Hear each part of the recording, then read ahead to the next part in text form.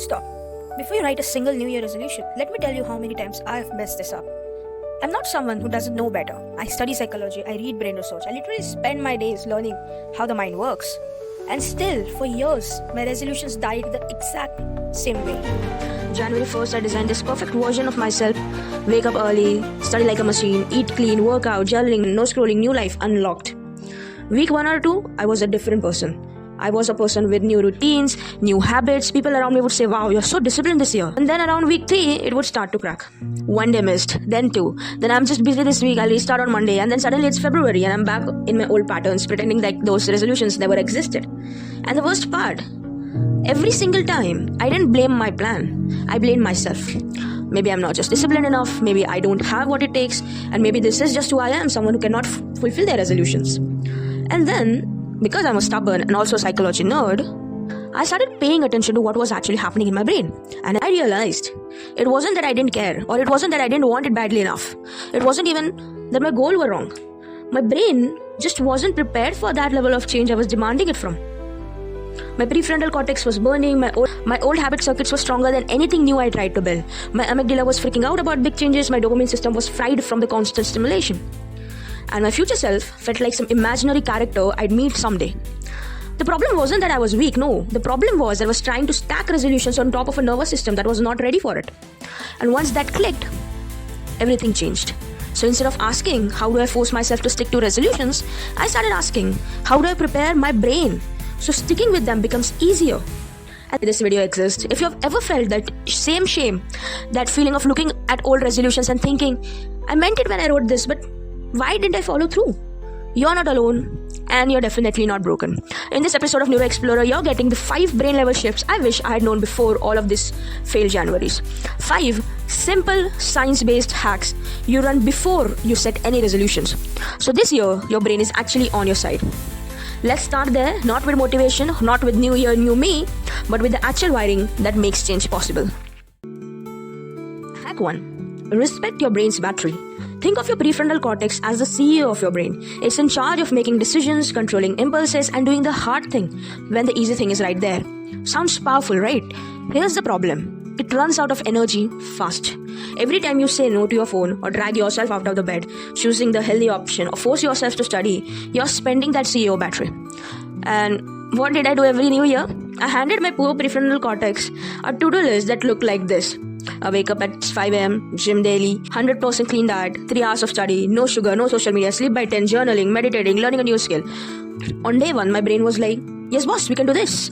And by week 2, it was like, shut it down, we are done. And here's the upgrade, the top 3 rule. So for the first month, you are allowed only 3 non-negotiable behaviors, not 10, not 12, just 3. For example, your list might be something, sleep by 11, move your body for 20 minutes, do 60 minutes of focused work or study. That's it. And everything else will go into the extra category.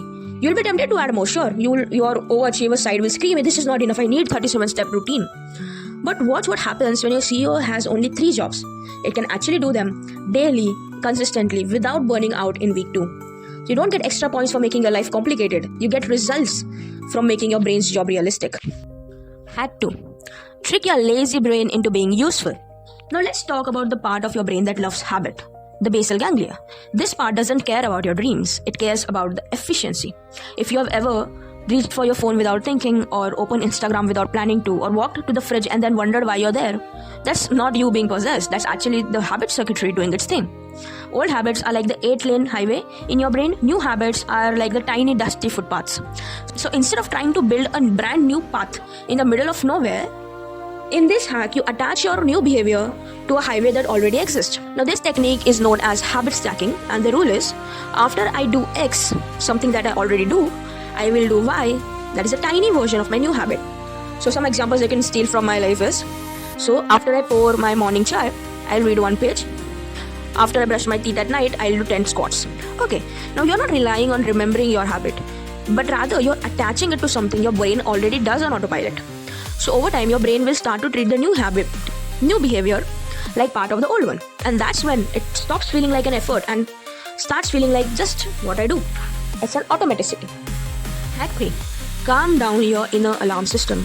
You know that weird feeling when you decide, from tomorrow I'm changing everything, and then you suddenly feel heavy, anxious, or weirdly resistant, that's not random. That's your amygdala, your brain's threat detector going, sorry, who is changing and why? And are we going to die? Your amygdala doesn't understand glow up or level up. It understands same is safe and different is suspicious. So if you try to change too much, too fast, your brain tags the whole thing as unsafe and you quietly guides you back to what's familiar. And that's why you can be genuinely excited about a new routine and still find yourself sabotaging it. So instead of declaring war on the whole life, you use the 1% rule. Whatever your big vision is, you slice off 1% and start with that. Want to read every day? Start only with 2 pages. Want to work out? Start with 1-2 minutes of movement. Want to meditate? Start with at least 30 seconds of meditate. Should feel almost too small to fail. So small that your amygdala just shrugs and let it pass. The goal of week 1 isn't huge progress. It's no alarm bells.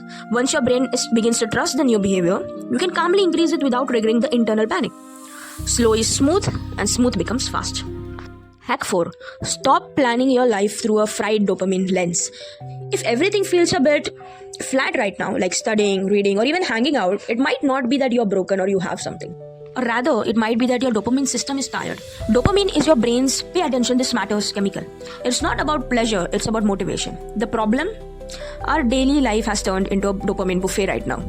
Endless scrolling, autoplay next episodes, bright notifications, hyper-palpitable food. So your brain quietly raises the bar.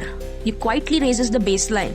Now it starts needing more and more stimulation to feel the same level of interest. Normal things now, like reading, working, or learning, start to feel like cardboard. So before you map your perfect resolution plan, you give your brain a tiny dopamine reset. Now it's not a full digital detox. It's just a 48-hour cleanup. So for the next 2 days, take your biggest time waster and cut it in half. Let's suppose that you scroll for 4 hours, make it to 2. And one small natural boost, that is a 10 to 15 minute walk, some sunlight and light exercise. The goal here is not to suffer, but rather it's to remind your brain that normal can feel good again. Do this, and when you sit down to work on your goals, they won't feel as boring as or painful. You're not fighting a norm reward system anymore, right? Hack 5. Become friends with future you. Here's a weird thing brains do. They treat future you like a stranger.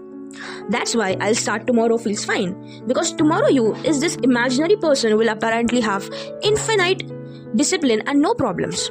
Meanwhile, present you is like, I'm tired, let's roll. So we fix that by making future you emotionally real. Try this for 1 week, right? Every night before you sleep, take 2 minutes out of your time for a little mental time travel. Step 1, pick a real date. For example, let's suppose 1st June next year. Step 2, close your eyes and drop into the scene. Where are you? At your desk, getting result, traveling, teaching, working with clients. Pick something that actually matters to you. Step 3, start adding details. What does the room look like? What can you hear? What are you proud of? And what habits did you keep that make this version of you possible? Step 4, feel it for a moment. Not in a cheesy way, just let your brain taste that feeling of, I actually did it. I stuck with it. And step 5, whisper one line, even if it feels a bit funny at first. Thank you, past me, for not quitting.